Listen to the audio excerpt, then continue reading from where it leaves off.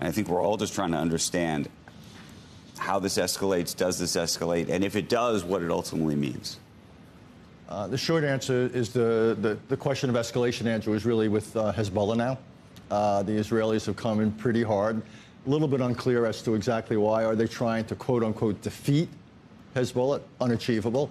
Are they trying to hit them hard to maybe soften them up for diplomacy? Weren't they trying to push them back onto their back heels so that there would be some kind of diplomacy, and that does not seem to be working? That's the more logical explanation. The idea is you'd pound them, and then hopefully they would agree to some type of an arrangement which would allow the Lebanese to move back to southern Lebanon, 60,000 plus Israelis to move back to northern Israel. I am skeptical that you could ever bring those people back right now, given how on edge things are, because even if you had an agreement, it could break down the next day. Hezbollah is so well armed that enormous tracts of Israel are vulnerable to their weaponry. And the question is, do these attacks change the psychology of Hezbollah?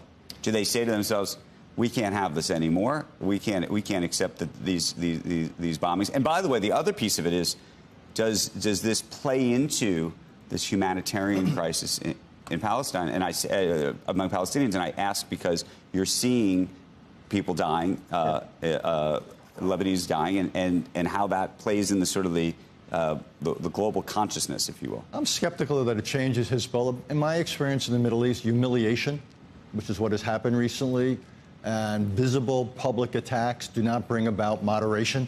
It tends to increase grievance and a long-term willingness to resist no matter what the cost may be. So call me skeptical there that this is a prelude to the breakout of peace.